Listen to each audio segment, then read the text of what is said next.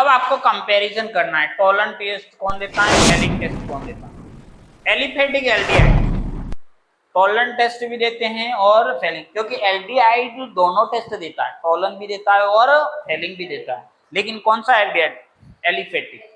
अब एरोमेटिक की बात करो तो टॉलन तो देता है लेकिन ये नहीं देता है, ठीक है। एलिफेटिक कीटोन की बात करो तो कीटोन तो देता ही नहीं है, दोनों कीटोन में नहीं, ना तो एल्डिहाइड देता है ना फेलिक देता है। अब अल्फा हाइड्रोक्सी कीटोन की बात करो तो इस टाइप की स्ट्रक्चर है कीटोन का, अल्फा हाइड्रोक्सी कीटोन, तो ये दोनों देगा, ठीक है। क्यों देगा वो आगे चर्चा करें। कार्बोक्सिलिक एसिड की बात करो तो नहीं, ठीक है, कार्बोक्सिलिक एसिड का टॉलन फेलिक में कोई काम नहीं। फॉर्मिक एसिड की बात करो तो यस, कार्बोक्सिलिक में भी पहला जो मेंबर होता है वो कौन सा होता है, फॉर्मिक एसिड होता है, ठीक है। और फॉर्मिक एसिड आपका देगा HCOOH। कार्बोक्सिलिक एसिड की जो शुरुआत होती है 1 कार्बन से होती है, HCOOH, और 2 कार्बन क्या होता है, CH3COOH। CH3COOH जिसको एसिटिक एसिड कहते हैं वो 2 कार्बन है, और इससे पहले 1 कार्बन कौन सा होता है, HCOOH। तो फॉर्मिक एसिड जो है वो थोड़ा सा स्पेसिफिक रहेगा, क्योंकि पहला मेंबर है तो उसका नेचर अलग होता है। Let's start. हम इससे पहले डिस्कस कर चुके थे न्यूक्लियोफिलिक एडिशन रिएक्शन अमोनिया के डेरिवेटिव के साथ में, 2,4-DNP टेस्ट एल्डिहाइड और कीटोन का देख लिया था, फ्रीडेल क्राफ्ट एल्काइलेशन और एसाइलेशन देखा था, रिडक्शन देखा था। रिडक्शन के अकॉर्डिंग हमने फुल रिडक्शन में क्लीमेंसन और वुल्फ-किशनर देखे थे, और पार्शियल रिडक्शन में हमने LiAlH4 NaBH4 और कैटालिटिक हाइड्रोजनेशन कराया था, और हमको क्या मिला था, 1 डिग्री और 2 डिग्री अल्कोहल। यहाँ तक की डिस्कशन हमारा हो चुका था। आज हम क्या चर्चा करने वाले हैं, तो आज हमारा जो मेन टारगेट है ऑक्सीडेशन।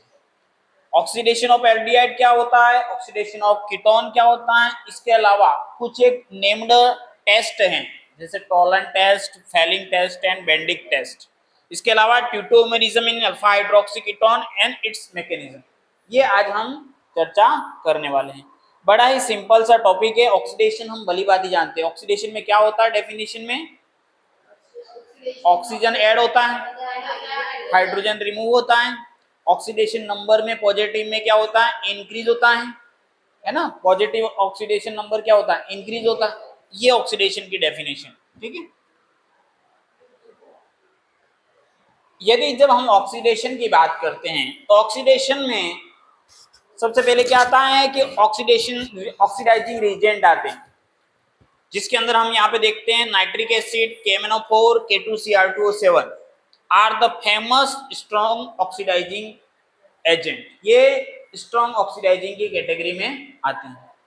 इसके अलावा since the aldehyde are more reactive than ketone, so aldehyde can be immediately converted to its acid making use of HNO3, KMnO4 and K2Cr2O7। अब यहाँ पर एक और बात बताई गई है कि एल्डिहाइड और कीटोन में एल्डिहाइड ज्यादा रिएक्टिव है। क्या लॉजिक है, इसको मैं हम पहले पढ़ चुके हैं, बताओ क्या लॉजिक है, एल्डिहाइड क्यों ज्यादा रिएक्टिव है और कीटोन कम क्यों है। वन साइड ही आपका अल्काइल ग्रुप है, जबकि कीटोन में दोनों लेफ्ट एंड राइट दोनों साइड में क्या आपका अल्काइल ग्रुप है। और अल्काइल ग्रुप क्या करता है, इलेक्ट्रॉन डोनेटिंग ग्रुप है, इलेक्ट्रॉन डोनेट करता है। इलेक्ट्रॉन डोनेट करेगा तो क्या होगा, कार्बन के ऊपर जो प्लस चार्ज डेवलप हो रहा है वो क्या हो जाएगा, न्यूट्रलाइज हो जाएगा, और वो रिएक्टिव साइड नहीं रहेगी या रिएक्टिविटी उसकी कम हो जाएगी। इसीलिए एल्डिहाइड हमेशा मोर रिएक्टिव है किससे, कीटोन से। Ketones are less reactive compared to aldehyde, hence vigorous conditions along with oxidizing agent are required. अब कीटोन को करना है तो आपको विग्रस कंडीशन मतलब तेज तर्राट कंडीशन मतलब चाहिए, है ना। और एक होता है विग्रस और एक होता है ग्रेजुअली। ग्रेजुअली का मतलब धीरे धीरे, और विग्रस का मतलब तेज तर्राट तरीके से, ठीक है। तो आपको स्ट्रॉन्ग कंडीशंस की रिक्वायर पड़ेगी, क्यों, क्योंकि कीटोन इजीली नहीं दे रहा है। तो आपको इसके साथ में क्या ऐड करना पड़ेगा, in order to oxidize a particular ketone into a carboxylic acid, तो आपको विग्रस कंडीशन देनी पड़ेगी, ठीक है। विग्रस कंडीशन क्या होती है आगे देखेंगे हम। ऑक्सीडेशन ऑफ एल्डिहाइड, सबसे पहले टाइटल क्या है हमारा, oxidation of aldehyde. RCHO and oxidize give RCOOH, मतलब एल्डिहाइड हमको क्या दे रहा है, कार्बोक्सिलिक एसिड। हम भली बात यही जानते हैं। Oxidation of aldehyde to an acid can be done using strong oxidizing agent like KMnO4, HNO3 and K2Cr2O7. Oxidation of aldehyde to an acid can also be done with mild oxidizing agent like Tollens reagent and Fehling reagent. ये mild के साथ में भी work कर सकता है क्योंकि aldehyde reactive site है कंपैरेटिवली कीटोन, ठीक है। तो ये माइल्ड के साथ में भी दे देगा, स्ट्रॉन्ग के साथ में भी दे देगा, क्योंकि ये लास्ट फाइनल प्रोडक्ट तो हमारे कार्बोक्सिलिक तक जाकर के रुक जाता है, ठीक है। तो हमने एल्डिहाइड का जब ऑक्सीडाइज करेंगे तो कार्बोक्सिलिक एसिड बनेगा।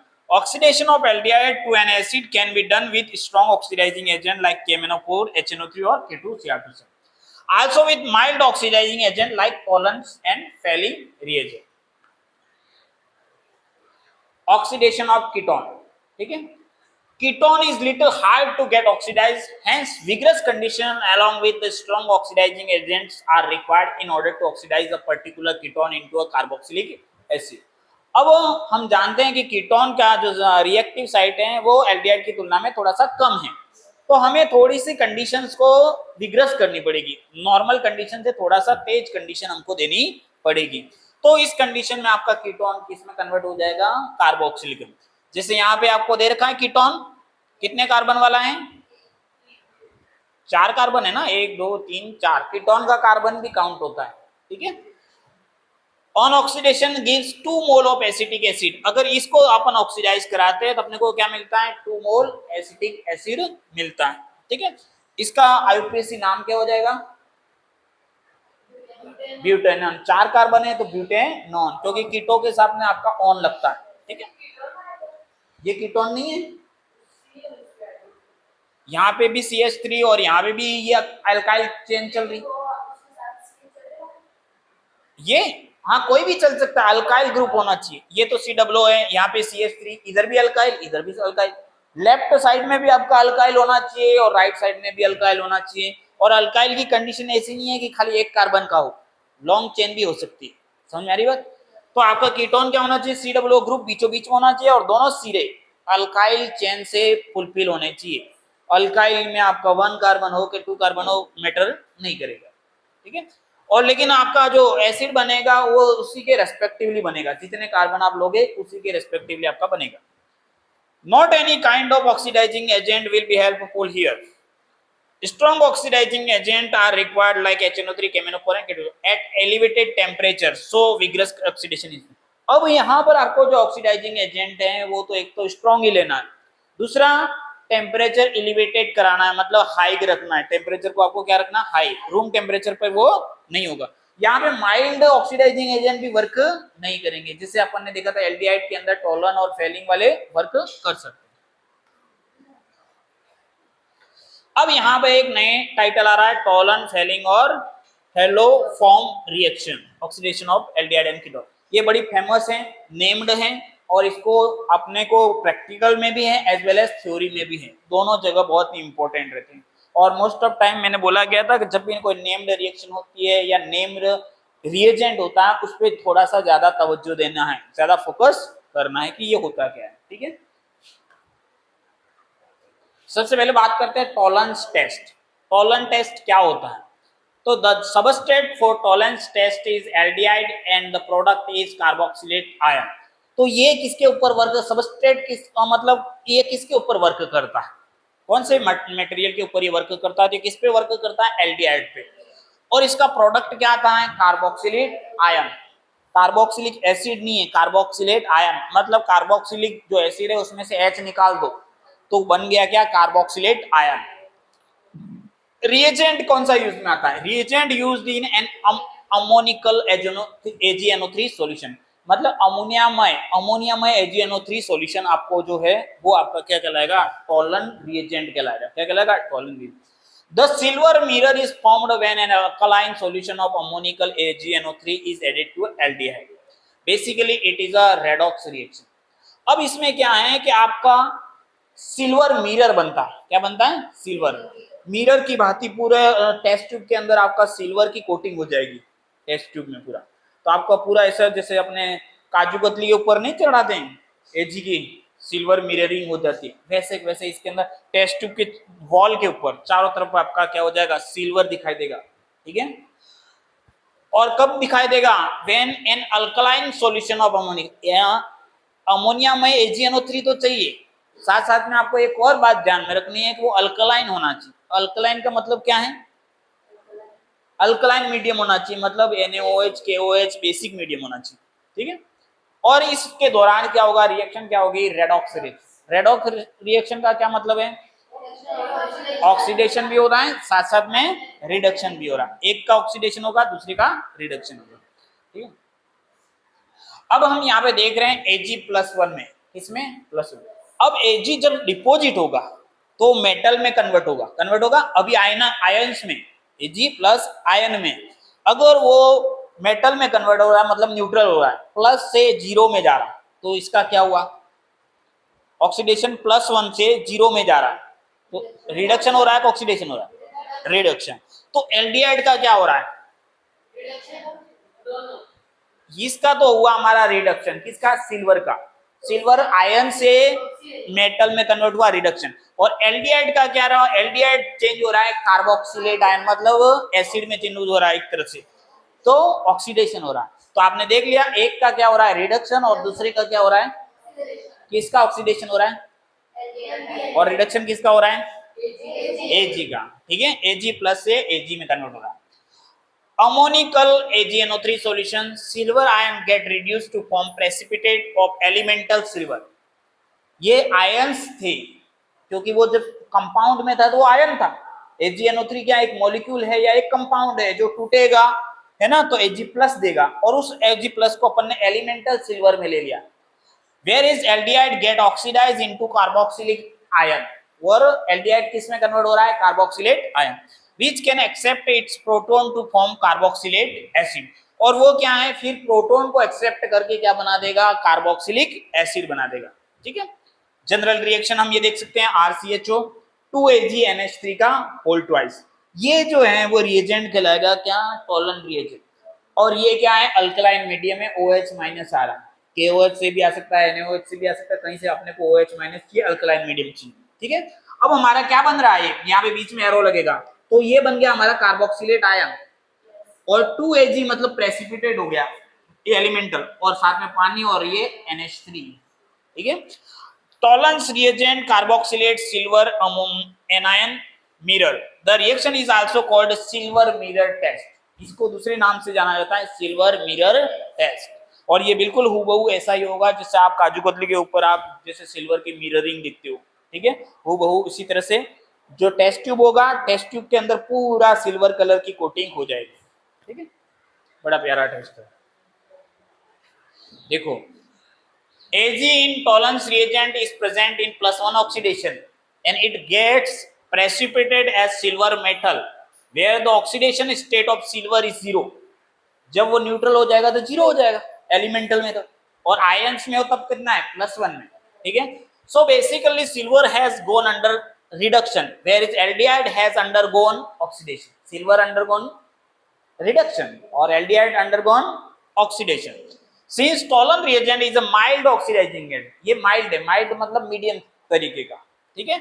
It can not be used in oxidation of ketone, इसको यूज नहीं किया जा सकता कीटोन के ऑक्सीडेशन में, क्यों, क्योंकि कीटोन को स्ट्रॉन्ग ऑक्सीडाइजिंग की रिक्वायरमेंट है, क्योंकि वो रिएक्टिव नहीं है उतना। कौन रिएक्टिव ज्यादा है, एल्डिहाइड ज्यादा रिएक्टिव।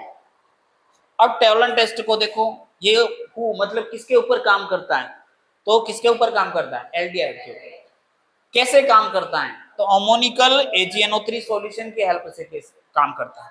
व्हाट क्या बनता है, तो कार्बोक्सिलेट एनायन बनता है, माइनस चार्ज, ठीक है।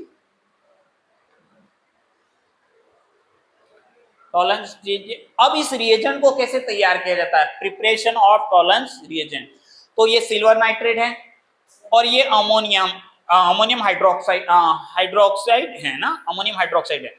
अब इन दोनों को कंबाइन कराएंगे तो आपका बनेगा Ag2O और NH4NO3 प्लस H2O। तो ये जो Ag2O बन रहा है, ठीक है, सिल्वर ऑक्साइड, यही आपका एक तरह से टॉलन रिएजेंट के तौर पे काम में आता है। Ag2O फिर इसके साथ रिएक्शन करेगा और आपका ये बना दिया डाई अमोनियम सिल्वर, है ना, डाई अमोनिया, है ना, सिल्वर, ये कॉम्प्लेक्स का नाम नोमेनकल्चर में जाएगा, ठीक है, और 3H2।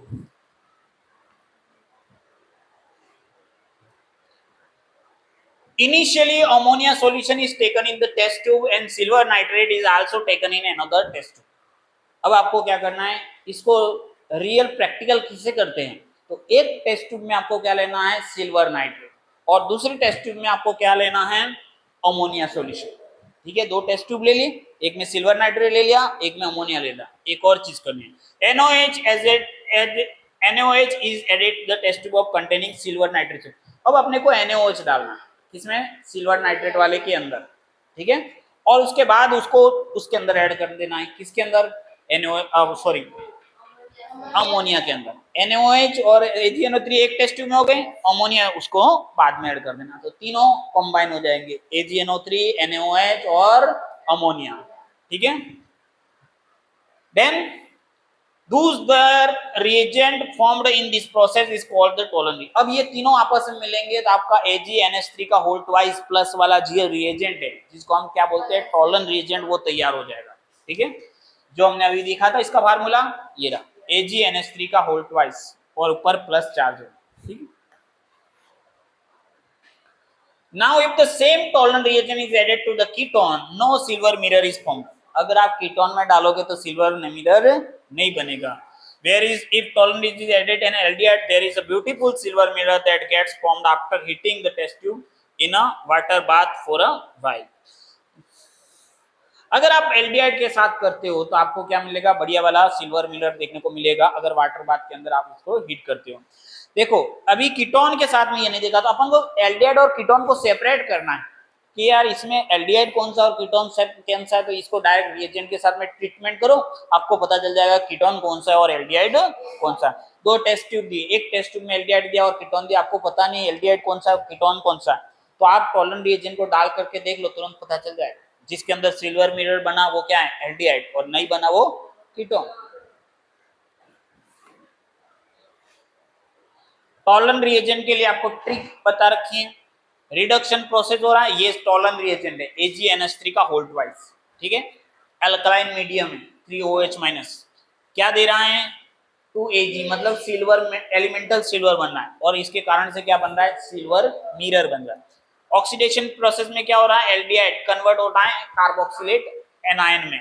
ठीक है, benzaldehyde gives a positive Tollens test, all aromatic aldehyde gives Tollens test. यहां पर आपको एक और चीज नोट याद रखना है, एरोमेटिक जो है एल्डिहाइड वो भी आपको क्या दे रहे हैं, टोलन टेस्ट देते हैं।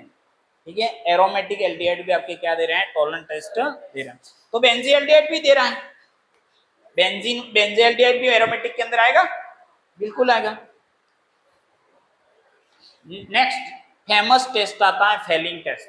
इससे पहले फेमस टेस्ट हमने कौन सा पढ़ा, टोलन टेस्ट। इसके बाद जो सेकंड फेमस टेस्ट है वो कौन सा है, फेलिंग टेस्ट। फेलिंग टेस्ट क्या होता है, तो इसके अंदर जो सबस्ट्रेट यूज में लाया जाता है वो एल्डिहाइड है, इसका जो रिएजेंट है वो फेलिंग सॉल्यूशन है। फेलिंग सॉल्यूशन दो टाइप के होते हैं, फेलिंग ए और फेलिंग बी, दोनों को मिलाकर के फेलिंग के नाम से जाना जाता है।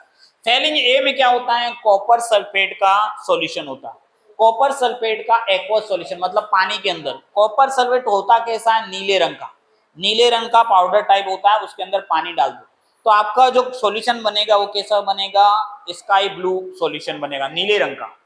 ठीक है, और उसके बाद में सॉल्यूशन बी क्या होता है, तो सोडियम पोटेशियम का टार्ट्रेट। टार्ट्रिक एसिड के अंदर अगर हम सोडियम और पोटेशियम को लगा दें, टार्ट्रिक एसिड होता है उसके अंदर हम क्या लगा दें, सोडियम और पोटेशियम को लगा दें, तो आपके क्या बन जाएगा, sodium potassium tartrate. Tartaric acid किस में होता है, टमाटर में कि इमली में, इसके अंदर प्रोडक्ट वही बनेगा जो पहले बना था, कार्बोक्सिलेट एनायन। ठीक है, reagent use the Fehling solution A, Fehling solution B, और जो सोडियम पोटेशियम टार्ट्रेट है उसका दूसरा नाम रोशेल साल्ट के नाम से भी जाना जाता है। किस नाम से जाना जाता है, रोशेल साल्ट।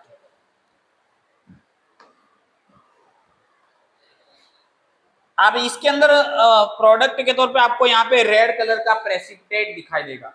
ठीक है, उसमें क्या था, प्रोडक्ट के तौर पे सिल्वर मिरर दिखाई देता, जो हमको जनरली आइडेंटिफाई हो जाता, हम आसानी से आंखों से आइडेंटिफाई कर सकते। लेट्स डिकोड फेलिंग सॉल्यूशन, ये कैसे काम करता है वो देखिए। Fehling solution is freshly prepared aqueous copper sulphate. Copper sulphate को तुरंत तैयार किया जाता है। फ्रेशली प्रिपेयर्ड मतलब तुरंत ही तैयार करना, रखा हुआ नहीं लेना है, क्योंकि रखा हुआ होगा तो वो क्या हो जाएगा, रिड्यूस हो जाएगा। ठीक है, जैसे कॉपर के अंदर यहाँ पे +2 में, ये किसमें +2, क्यों, क्योंकि सल्फेट हमेशा -2 में होता है, तो ये कॉपर किसमें हो गया, +2 में। अब ये +2 से +1 में कन्वर्ट हो जाएगा तो Cu2SO4 बना देगा, जिसको हमने क्या नाम से जानेंगे, क्यूप्रिक आयन है। इसमें क्या है, क्यूप्रिक। Cu+1 को हम क्यूप्रिक आयन से जानते हैं। ठीक है, और Cu+2 है वो क्यूप्रस के नाम से जाना जाता है। ठीक है, क्यूप्रस सल्फेट।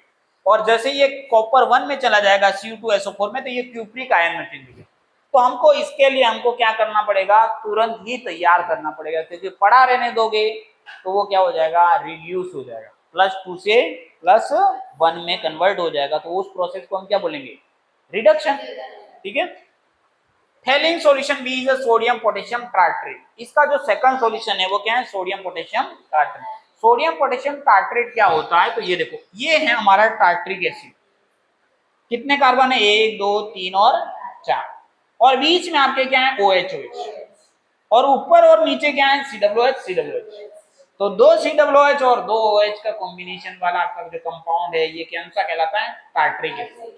दूसरा, इसके आगे लिखा हुआ है मीजो। मीजो का मतलब क्या है कि इसके बीच में अगर प्लेन डालते हो तो आपको हूबहू स्ट्रक्चर दिखाई देता है, दिखाई देता है। इसका मतलब इसको क्या बोलते हैं, मीजो बोलते हैं। क्या बोलते हैं, मीजो। आपको बीच में देखोगे तो हूबहू एज इट इज स्ट्रक्चर दिखाई देगा, ये कहलाता है मीजो। मीजो ऑप्टिकली इनएक्टिव होता है, क्यों, क्योंकि ये एक आधा पार्ट जो होता है उसको क्लॉकवाइज घुमाता है और आधा क्या करता है, एंटी क्लॉकवाइज घुमाता है। ठीक है, तो ये ओवरऑल जो कंपाउंड है वो ऑप्टिकली इनएक्टिव हो जाता है, जिसको हम मीजो कंपाउंड के नाम से जानते हैं। मीजो के क्या होता है, बीचों बीच में आपको प्लेन लगाना पड़ेगा, तो अब अपर बॉडी और लोअर बॉडी बिल्कुल हूबहू दिखाई देगी। ठीक है, तो ये तो हमारा टार्ट्रिक है, लेकिन हमको क्या गिवन दे रखा है, सोडियम पोटेशियम टार्ट्रिक। अब सोडियम हम जानते हैं एक ही वैलेंसी देता है, क्योंकि वो हाइड्रोजन के समकक्ष है, तो हम यहाँ से हाइड्रोजन को निकालेंगे और उसकी जगह क्या लगा देंगे, सोडियम। उसी तरह से यहाँ से क्या इसको निकालेंगे, हाइड्रोजन को, और क्या लगा देंगे, पोटेशियम। तो इसका नाम हो जाएगा सोडियम पोटेशियम टार्ट्रेट। देखो यहाँ पे दिख रहा है आपको, सोडियम लगा दिया और इस पीछे वाले सिरे पे क्या लगा दिया, पोटेशियम लगा दिया। तो हमारा ये जो COOH था, तो वही इसको इस तरीके से लिखा गया, यहाँ पे सिंपल तरीके से लिखा है, 2D में लिखा गया है। और ये स्ट्रक्चर किसमें लिखा गया है, 3D में, वेज डैश वाले तरीके से लिखा गया। वेज डैश मतलब क्या है, आपको एरो टाइप में दिखाएगा, डैश और उभरा हुआ और नीचे की तरफ जाता हुआ। ठीक है, तो ये क्या कहलाएगा, sodium potassium tartrate. Sodium potassium tartrate जो है वो फैलिंग बी सॉल्यूशन है। कौन सा सॉल्यूशन है, फैलिंग बी। इसका दूसरा नाम क्या है, रोशेल साल्ट भी है। क्या है, रोशेल साल्ट। और फैलिंग ए कौन सा था, कॉपर सल्फेट का एक्वस सॉल्यूशन।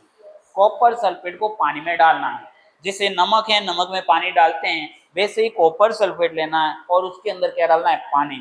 वो ऑलरेडी ब्लू कलर का होता है उसका, जैसे अपने नमक व्हाइट कलर का होता है ना, वो copper sulphate already blue colour का होता है, और उसमें पानी डालोगे तो पूरा नीले रंग का ही हो जाएगा। और उसके साथ में फैलिंग बी क्या है आपका, सोडियम पोटेशियम टार्ट्रेट। क्लियर बात। एक और बात, कॉपर मोस्ट ऑफ आपके ब्लू कलर के सॉल्यूशन ही देता है। कॉपर कैसे सॉल्यूशन देगा, ब्लू कलर। ठीक है, tartric acid is one of its form can be meso compound because it has a plane that can pass through in such a way that above half is a mirror image of a below half। अगर यहाँ बीचों बीच में से plane गुजारते हो तो ये बिल्कुल mirror बन रहा है, मिरर बन रहा है ना, यहां से बनाओगे तो बिल्कुल मिरर बनेगा। ये चीज ध्यान रखना।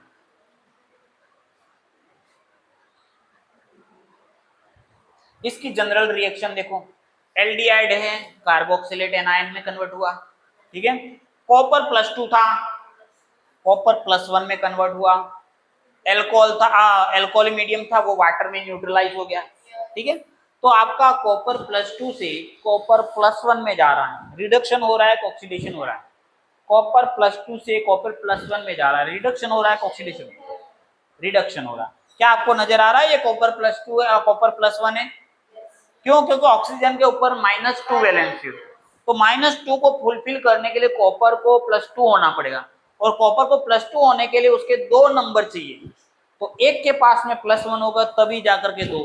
अगर कॉपर सीधा लगा होता तो वो +2 में आता, क्योंकि अकेला ही काफी था, और अकेला तभी काफी हो सकता है जब उसकी वैलेंसी +2 हो। यहाँ पे अकेला काफी नहीं है, उसके 2 एटम्स की रिक्वायरमेंट है, और एक एटम कितना कैरी करेगा +1, तो दूसरा एटम भी +1, तो इसके कारण से आपका टोटल उसका ओवरऑल कितना निकल के आएगा +2। और एक ऑक्सीजन अकेला कितना कैरी करता है -2। ऑक्सीजन मोस्ट प्रोबेबल केसों में -2 ही होता है, और कुछ एक रेयर केसेस के अंदर +1 होता है। ठीक है, तो एल्डिहाइड का तो ऑक्सीडेशन हुआ और कॉपर का क्या हुआ रिडक्शन, और नेट रिजल्ट क्या में निकलेगा रेडॉक्स रिएक्शन। ठीक है, अब जब ये RCHO is an aldehyde copper comes from हेल्डिंग solution. अब कॉपर हमको कहां से मिल रहा है हेल्डिंग सॉल्यूशन से। COO is a carboxylate anion and CO2 formed from red brown precipitate। ये जो आपका कॉपर 1 में आया तो वो नीचे के तल में आकर के जमा हो जाए प्रेसिपिटेट फॉर्म में, रेड कलर का प्रेसिपिटेट होगा। CO2 forms red brown precipitate। CO2 is a cuprous oxide where Cu is in +1 oxidation state and oxygen is in -2 oxidation state। So aldehyde is getting oxidized and ferric solution is getting reduced। हम ऐसा भी कह सकते हैं, जहां पे हम copper की बात करें तो वहां फैलिंग सॉल्यूशन रिड्यूस हो रहा है, ऐसा भी बोल सकते हैं। कॉपर +2 भी रिड्यूस हो रहा है। अगर आप पर्टिकुलर कॉपर को टारगेट करते हैं तो आप बोलोगे कॉपर का क्या हो रहा है रिडक्शन। इसकी जगह आप ये भी बोल सकते हो कि फैलिंग सॉल्यूशन क्या हो रहा है रिड्यूस, क्योंकि कॉपर किसका हिस्सा है फैलिंग सॉल्यूशन का। कौन से फैलिंग का फैलिंग ए का। ठीक है, फैलिंग 2 टाइप से बने होता है, फैलिंग ए और फैलिंग बी। ठीक है,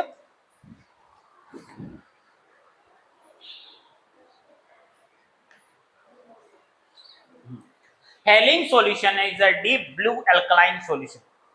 कैसा है डीप ब्लू, ब्लू समझते हो ना, गहरा deep blue, which is used to identify the presence of aldehyde functional group CHO। और इसको कहां यूज किया जाता है एल्डिहाइड को पहचानने में।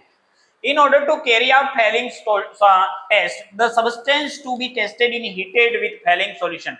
Presence of any aldehyde group is indicated by formation of a brick red precipitate। अब आपने क्या किया Fehling solution लिया है, उसको गर्म किया है, उसमें एल्डिहाइड डाला है और आपको क्या मिला है ब्रिक रेड, मतलब ईंट के जैसा लाल कलर का आपको क्या मिल रहा है प्रेसिपिटेट। ठीक है, जो नीचे पेंदे में रहेगा। Fehling solution is prepared by mixing equal volume of 2 previously made solution, a deep blue Fehling solution A, which is cupric sulfate pentahydrated solution, and a colorless Fehling solution B, which is Rochelle salt sodium potassium tartrate टेट्राहाइड्रेट। अब दोनों solution को मिला दो, Fehling A और Fehling B को। Fehling A में क्या है आपका कॉपर सल्फेट का एक्वस सॉल्यूशन, और Fehling B में क्या है सोडियम पोटेशियम टार्ट्रेट। दोनों को मिला दो तो क्या बन गया Fehling सॉल्यूशन। Fehling A और Fehling B दोनों को मिला दो, ओवरऑल आपका Fehling बन जाएगा। ठीक है, साथ में आपको ये भी देखा रखा है पेंटाहाइड्रेटेड सॉल्यूशन। पेंटाहाइड्रेट का मतलब है .5H2O। .5H2O जो एक्स्ट्रा ऐड किया जा रहा है वो क्या है आपका क्रिस्टलाइन वाटर है, समझ रहे हो। तो जो कंपाउंड होता है वो क्या होता है आपका थोड़ा सा ह्यूमस लिए हुए होता है, मतलब थोड़ा सा क्या होता है ह्यूमिडिटी होता है, एकदम ड्राई नहीं होता वो, जिसके अंदर क्रिस्टलाइन वाटर होता है। ट्रिक, अब इसको याद रखने के तरीका कोई है तो एल्डिहाइड ऑक्सीडाइज होगा, कार्बोक्सिलाइड एनायन बनेगा RCHO RCOO minus. When Fehling solution is added to aldehyde get oxidized to carboxylate ion, copper +2 copper +1 में red precipitate। नोट करने वाली बात क्या है, aromatic aldehyde do not give Fehling test, benzaldehyde does not give Fehling test। What is if an aqueous solution of copper sulfate with sodium citrate and sodium carbonate is reacted with aldehyde। यहाँ पर एक बात बताएगी है कि जो aromatic aldehyde हैं वो Fehling टेस्ट नहीं देते हैं, लेकिन एरोमेटिक एल्डिहाइड टॉलन रिएक्शन देते हैं, टॉलन रिएजेंट के साथ में देते हैं, यहाँ पर नहीं देता। Fehling और टॉलन में ये थोड़ा सा डिफरेंस है और ये हमको ध्यान में रखना है। और यहाँ पे एक क्वेश्चन पूछा गया है कि aqueous solution of copper sulphate को जब हम sodium citrate and sodium carbonate के साथ ट्रीट करते हैं तो क्या होता है जनरली, तो एल्डिहाइड कॉपर सिट्रेट 5OH और ये वही बनेगा आपका red precipitate. Aldehyde react with Benedict's reagent to form carboxylate ion and a red precipitate which is cuprous oxide. Let's explore Benedict reagent. अब नेक्स्ट थर्ड जो हमारा फेमस रिएजेंट है वो कौन सा है, बेंडिक्ट टेस्ट। पहले हमने दो पढ़ चुके हैं, टोलन टेस्ट, हेलिंग टेस्ट, और थर्ड जो फेमस है वो कौन सा है, बेंडिक टेस्ट। बेंडिक टेस्ट वही है जो आपने पहले देखा था, एल्डिहाइड से कार्बोक्सिलेट आयन बन रहा है, लेकिन यहाँ पर पहले जो आपने रिएजेंट लिया था वो रिएजेंट में थोड़ा सा बदलाव करना है, ठीक है। कॉपर के साथ में आपको क्या लेना है, सिट्रेट, क्या लेना है, कॉपर के साथ में वही सॉल्यूशन तो वही है, सॉल्यूशन ऑफ कॉपर से, लेकिन अब क्या लेना है, सोडियम सिट्रेट, और साथ में क्या लेना है, सोडियम कार्बोनेट, ठीक है। इससे पहले हम क्या ले रहे थे, कॉपर सल्फेट के साथ में सोडियम पोटेशियम टार्ट्रेट ले रहे हैं, वो कौन सा था, फेलिंग बी सॉल्यूशन था, और कॉपर सल्फेट सॉल्यूशन क्या था, फेलिंग ए। लेकिन यहाँ पे किसी प्रकार का नोमेनकल्चर नहीं लिखना अपने को कि ये फेलिंग ए या फेलिंग बी, अपन सीधा सीधा करेंगे, ये कॉपर सिट्रेट और इसके साथ में अल्कलाइन मीडियम हो गया, ठीक है, और आपका क्या बन गया, Cu2O का ही रेड प्रेसिपिटेट बना, मतलब कंपाउंड वही बन रहा है जो फेलिंग में बन रहा था, Cu2O, मतलब वो +2 से +1 वाली कंडीशन ही हो रही है, कॉपर क्या हो रहा है, रिड्यूस ही हो रहा है, ठीक है। Aqueous solution, sodium citrate, sodium plus, और ये आपका ब्लू कलर बना रहा है, नहीं, हाँ, aqueous copper sulphate plus sodium citrate को जब मिलाते हैं तो बेंडिक का जो रिएजेंट है, बेंडिक रिएजेंट जो है वो कौन से कलर का है, ब्लू कलर, ये चीज ध्यान रखनी है, ये रिएजेंट का कलर है। फाइनल जो आएगा एल्डिहाइड मिलाते हैं तो वो क्या बन जाएगा, रेड कलर बनेगा, फाइनल जो प्रोडक्ट का कलर आएगा वो प्रेसिपिटेट कौन सा आ जाएगा, रेड का, और जो रिएजेंट का कलर है वो कौन सा है, ब्लू का। इससे पहले हमने फेलिंग में भी देखा था, फेलिंग में भी अपन फेलिंग ए कौन सा था, ब्लू था, ब्लू के अंदर हमने क्या डाला था, सोडियम पोटेशियम टार्ट्रेट डाला, वो भी ब्लू था, ये भी ब्लू है। और जब एल्डिहाइड के साथ रिएक्शन करते हैं क्या देते हैं, रेड प्रेसिपिटेट देते हैं। रेड प्रेसिपिटेट किसका होता है, Cu2O का, ठीक है। अब आपको compare, let's compare the Tollens pairing test for some of organic compound, since the hydroxyl group is present at the terminal position and is alpha group, it gives both tolerant and failing test. Why does formic acid give tolerant and failing test when another carboxylic not?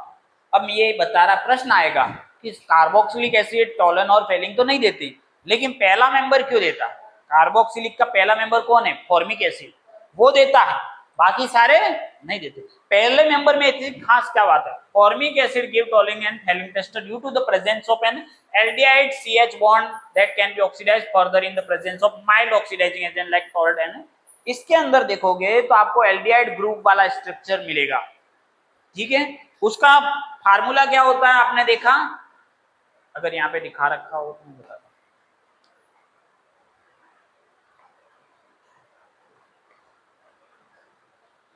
Formic acid, formic acid का formula जो होता है वो होता है हमारा HCOOH,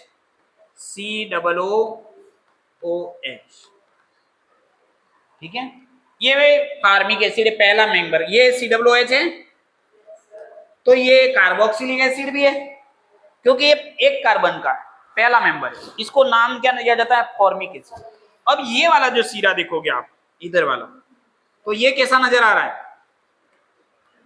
कैसा नजर आ रहा है, एल्डिहाइड के जैसा दिखाई दे रहा है COOH, इसीलिए ये सीरा आपको एल्डिहाइड जैसा है, तो ये एल्डिहाइड की तरह वर्क कर रहा है, और ये क्या देता है, टॉलन और फेलिंग के साथ में आपका रिएक्शन देगा।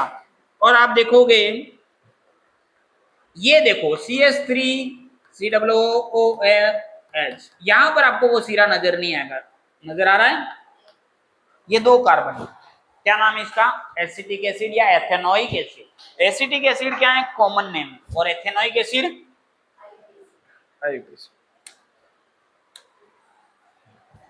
Why alpha hydroxy ketone give tolerant and failing test? अपन ने एक और बात करी थी, ये तो पहला मेंबर कार्बोक्सिलिक की बात हो गई, अब दूसरा है अल्फा हाइड्रोक्सी जो होते हैं कीटोन, वो क्यों देते हैं टेस्ट, ठीक है। एक और भाई साहब दे रहे थे तो उसके बारे में भी देखते हैं।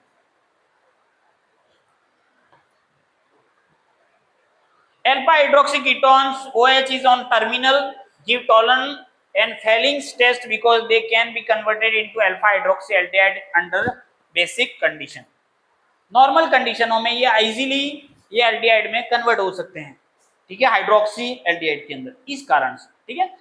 अब ये है आपका अल्फा हाइड्रोक्सी कीटोन, देखो COR है, इधर भी आपका CH2 वाला ग्रुप है और ये भी आपका कीटोन है, लेकिन आपको देखोगे तो इसको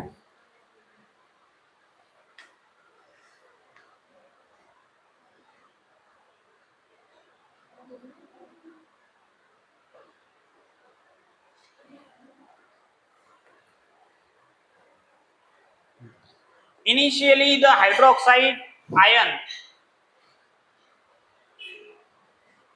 अब हम इसको देखें कुछ तो इस तरह से नजर आएगा COOR, ठीक है, और ये आपका आ गया CH2 और इसके ऊपर आपका क्या है OH, ये है क्या कीटोन, ठीक है, लेकिन ये कन्वर्ट हो जाएगा किसमें आपका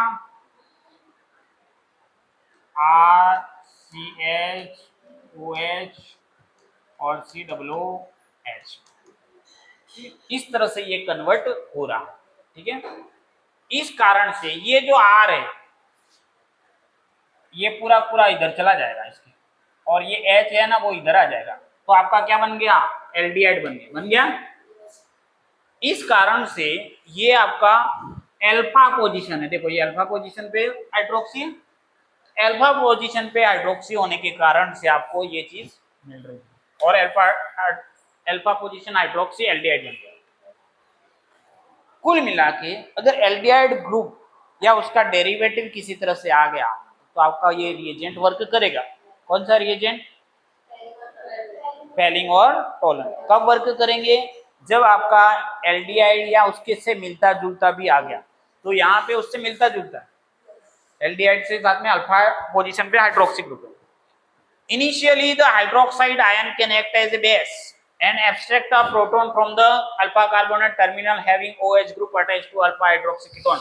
As a result of which, the species formed after the abstraction of the proton undergoes conjugation and forms a product which undergoes protonation from water. Then again, OH minus attacks an abstract proton from OH group attached to terminal carbon and conjugate takes place and alpha hydroxy aldehyde is formed as in the final product. अब ये कैसे work कर रहा है यहाँ पे देखते हैं। ये आपका क्या हो गया कीटोन, कीटोन है। अब ये हाइड्रोजन यहाँ इसका जो बॉन्ड है यहाँ पे शिफ्टिंग होगा, हाइड्रोजन क्या है बाहर निकल जाएगा और किसके साथ में होगा OH से, ठीक है, तो H2 बाहर हो गया। अब नेक्स्ट में देखो फिर से, अब यहाँ पर आपके क्या आ जाएगा, ये बॉन्ड टूट जाएगा क्योंकि यहाँ पे डबल बॉन्ड हो गया, तो कार्बन के ऊपर 5 तो बॉन्ड रह नहीं सकते, ये बॉन्ड टूटेगा, माइनस आ गया, ये किसको ग्रैब करेगा H को, तो ये वापिस से H आएगा इधर, ठीक है, ये H इधर आया तो इस बॉन्ड को फिर से टूटना पड़ेगा और ये वाला H इसको, ये H इसके साथ में बाहर निकल जाएगा और ये डबल बॉन्ड वापिस क्रिएट हो जाएगा, डबल बॉन्ड हो गया और ये बॉन्ड टूटा तो यहां पर आकर के H हो गया, ठीक है, और आपका स्ट्रक्चर इस तरह से COOH वाला तैयार हो गया। कुल मिलाकर COOH सीरा आ गया, जो COOH का सीरा जो चाहिए था एल्डिहाइड वाला सीरा बन गया। और कौन सी स्टेप से बना, एक ट्यूटोमेरिज्म। ट्यूटोमेरिज्म में क्या होता है, हाइड्रोजन क्या करता है रीअरेंज होता है, पहले इस पोजीशन पे था दूसरी पोजीशन पे चला गया और एक नया स्ट्रक्चर आपका तैयार किया। ट्यूटोमेरिज्म क्या है, ट्यूटोमेरिज्म हाइड्रोजन का रीअरेंजमेंट है, एक कार्बन से दूसरे कार्बन के ऊपर चला जाएगा, ठीक है, और एक नया आपका स्ट्रक्चर तैयार हो जाएगा। हमारे केस में ये एल्डिहाइड का स्ट्रक्चर हो रहा है और एल्डिहाइड का स्ट्रक्चर हो रहा है, इसका मतलब हमको क्या मिल रहा है, टॉलन रिएजेंट और फेलिंग रिएजेंट वर्क कर रहे हैं। तो हमने देखा कि कार्बोक्सिलिक का पहला मेंबर, और आपने देखा alpha hydroxy ketone, ketone normally नहीं देते हैं, कार्बोक्सिलिक नहीं देते हैं, लेकिन ये दो स्पेशल मेंबर हैं जो देते हैं और इसके ऊपर प्रश्न आता है। ठीक है, ये फॉर्मिक एसिड क्यों देता है, क्योंकि उसके अंदर अपन देखते थे एक जो सीरा है वो एल्डिहाइड का है, जबकि अल्फा हाइड्रोक्सी कीटोन के देखो तो उसके अंदर ट्यूटोमेरिज्म वर्क करता है, और ट्यूटोमेरिज्म जो कीटोन ग्रुप था उसको किसमें कन्वर्ट कर देता है, एल्डिहाइड में। अल्फा हाइड्रोक्सी कीटोन था तो अल्फा हाइड्रोक्सी क्या बन गया, एल्डिहाइड बन गया। Propanone and acetone can be distinguished by testing with, अब ये दोनों देखो, प्रोपेनॉल ये क्या है, एल्डिहाइड, एसीटोन क्या है, कीटोन, दोनों को किससे सेपरेट करोगे, फैलिंग से, हाइड्रोक्सिल एमीन से, सोडियम बाइसल्फाइड से, या फिनाइल हाइड्रोजन, फैलिंग से। खत्म, आज का हमारा जो सेशन था यहीं पे एंड होता है। ठीक है, आज हमने जो जो पढ़ा आपको एक बार रिकॉल कर देते हैं। सबसे पहले शुरुआत किससे हुई थी, ऑक्सीडेशन से। ऑक्सीडेशन के अंदर हमने देखा था कि स्ट्रॉन्ग ऑक्सीडाइजिंग एजेंट और माइल्ड ऑक्सीडाइजिंग एजेंट आते हैं। स्ट्रॉन्ग के अंदर हमने किसकी बात करी थी, नाइट्रिक एसिड, केमेनोपोर और K2Cr2O7। ठीक है, और वो क्या बनाते हैं, एल्डिहाइड और कीटोन को एसिड में कन्वर्ट करते हैं, एल्डिहाइड को भी करते हैं और कीटोन को भी करते हैं। जब हम एल्डिहाइड और कीटोन की बात करते हैं और दोनों को कंपेयर करते हैं तो हम पाते हैं कि एल्डिहाइड ज्यादा रिएक्टिव है। क्यों, क्योंकि उसके पास में प्लस आई देने वाले अल्काइल ग्रुप एक है, जबकि कीटोन के पास में प्लस आई या इलेक्ट्रॉन डोनेटिंग ग्रुप 2 है।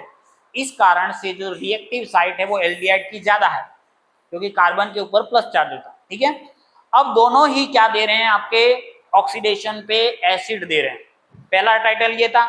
सेकंड कंडीशन क्या थी, माइल्ड के साथ में हमने वर्क करा है। कीटोन को जब हमको ऑक्सीडाइजिंग करना है तो विग्रस कंडीशन देनी पड़ेगी, क्योंकि वो साइड क्या है, लेस रिएक्टिव है। विग्रस में हमको क्या करना पड़ता है, स्ट्रॉन्ग ऑक्सीडाइजिंग ही वर्क करेगा, साथ साथ में टेम्परेचर भी हमको हाई रखना पड़ेगा। कीटोन जो है माइल्ड के साथ में रिएक्शन नहीं देगा। जब माइल्ड की बात करते हैं तो कौन से रिएजेंट आते हैं, टोलन रिएजेंट आते हैं, फेलिंग और बेंडिक्ट। अब हमने टोलन, फेलिंग और बेंडिक्ट के बारे में डिटेल में जाना। टोलन रिएजेंट क्या है, तो हमने देखा कि टोलन क्या होता है, अमोनियामय AgNO3 सॉल्यूशन। ठीक है, कैसे बनाया था हमने, तो एक में हमने लिया था, क्या लेता, सिल्वर नाइट्रेट, उसमें हमने क्या डाला था, बेस, जैसे NaOH हो सकता है, KOH डाला, उसके साथ में दूसरे टेस्ट में हमारा क्या था, अमोनिया, इन तीनों को मिला दिया और AgNH3 का होल ट्वाइस, जिसको हमने टोलन रिएजेंट के नाम से जाना। जब उसको एल्डिहाइड के साथ ट्रीट कराया तो हमको क्या मिला, सिल्वर मिरर। सिल्वर मिरर कैसे फॉर्म हुआ, तो जब AgNO3 में था तो वो आयनिक फॉर्म में था, +1 में था, और जब वो मिरर बना तो वो क्या हो गया, रिड्यूस होकर के एलिमेंटल सिल्वर बन गया। तो टोलन रिएजेंट का मसला यहाँ पे सॉल्व हो गया। बिल्कुल प्यारा सा काजू कतली के ऊपर जिस तरह से मिररिंग होता है, बिल्कुल वैसा ही आपका किसमें मिररिंग हो जाएगा, टेस्ट ट्यूब में। सेकंड जो था वो कौन सा था, फेलिंग सॉल्यूशन। फेलिंग सॉल्यूशन को दो कैटेगरी में बांटा गया, फेलिंग सॉल्यूशन ए और Fehling solution B. Fehling A solution बहुत इजी है, जैसे नमक के अंदर पानी डालो वैसे वैसे कॉपर सल्फेट के अंदर पानी डालो, क्योंकि कॉपर सल्फेट के जो साल्ट होते हैं वो ब्लू कलर के होते हैं, तो सॉल्यूशन का कलर भी कैसा आएगा, ब्लू कलर का। दूसरा लिया था हमने फेलिंग बी, जिसको क्या, कहां से बनाया था, टार्ट्रिक एसिड के अंदर सोडियम और पोटेशियम को ऐड करके, सोडियम पोटेशियम टार्ट्रेट, जिसको हम रोशेल साल्ट के नाम से भी जानते हैं, फेलिंग बी। फेलिंग ए और फेलिंग बी दोनों को मिला दो तो हमारा ओवरऑल क्या बन जाता है, फेलिंग। ठीक है, फेलिंग को जब एल्डिहाइड के साथ ट्रीट करते हैं तो हमको क्या मिलता है, रेड कलर का प्रेसिपिटेट। रेड कलर का प्रेसिपिटेट किसका होता है, तो कॉपर +2 से कॉपर +1 में आ गया, और वो क्या हो गया, रिड्यूस हो गया। और जो फार्मूला बना था वो क्या बना था, Cu2O। Cu2O के अंदर कॉपर किस फॉर्म में, +1 में। ठीक है, रेड ब्रिक रेड प्रेसिपिटेट बनेगा। थर्ड हमने बात करी थी बेंडिक्ट की। ठीक है, यहाँ पर एक और बात आपको बता देता हूँ, टोलन जो होता है वो एरोमेटिक के साथ भी वर्क करता है, लेकिन फेलिंग एरोमेटिक के साथ वर्क नहीं करता। और लास्ट बेंडिक्ट, बेंडिक्ट में वही होता है, एल्डिहाइड को कार्बोक्सिलेट एनायन में कन्वर्ट होता है, और वहां पे कॉपर सल्फेट का सॉल्यूशन तो कॉमन है दोनों में, फेलिंग में और इसमें, लेकिन उसके अंदर दूसरा जो सॉल्यूशन है वो सोडियम पोटेशियम सिट्रेट है, ठीक है, सिट्रेट करके हैं, और उसमें भी वही रिएक्शन होती है। और आपका जो सोडियम पोटेशियम का जो बीच में बनता है वो रिएजेंट वो कौन से कलर का होता है, ब्लू कलर का होता है। और उसमें भी आपका Cu2O ही फॉर्मेशन होता है जैसे फेलिंग में होता था। और आपका प्रेसिपिटेट कैसा आएगा, ब्रिक रेड कलर का आएगा। और इससे आपको किसकी पहचान हो जाती है, एल्डिहाइड और कीटोन की आसानी से पहचान कर सकते हैं हम। ये फाइनली ओवरऑल रिजल्ट ये निकला नटशेल में कि आपका जो टॉलन और फेलिंग है वो किसके साथ रिएक्शन करता है, एल्डिहाइड के साथ, कीटोन के साथ नहीं रहता। लेकिन हमने एक और स्पेशल केस जिसको हम क्या कहते हैं, एक्सेप्शन भी हम जानते हैं कि जो कीटोन का एकमात्र मेंबर और कार्बोक्सिली का एकमात्र मेंबर दोनों ये टॉलन और फेलिंग के साथ में रिएक्शन देते हैं, क्योंकि इनके अंदर ऐसी परिस्थिति बनती है कि उसके अंदर क्या होता है, एल्डिहाइड जैसा सीरा बनता है, क्योंकि फार्मिक एसिड में भी एल्डिहाइड वाला सीरा बन रहा है। और अल्फा हाइड्रोक्सी कीटोन के अंदर कौन सा चलता है, ट्यूटोमेरिज्म चलता है। जिस ट्यूटोमेरिज्म क्या होता है, हाइड्रोजन का रीअरेंजमेंट, अपने पड़ोसी कार्बन के ऊपर क्या होता है, रीअरेंजमेंट होता है। और ओवरऑल आपका जो कीटो ग्रुप था वो एल्डिहाइड में कन्वर्ट हो गया था। इसलिए ये दोनों स्पेसिफिक मेंबर देते हैं क्या, टॉलन और फेलिंग रिएजेंट के साथ में रिएक्शन देते हैं। और यहाँ पे आपका प्रश्न बनता है। तो आज का सेशन हम यही एंड करते हैं।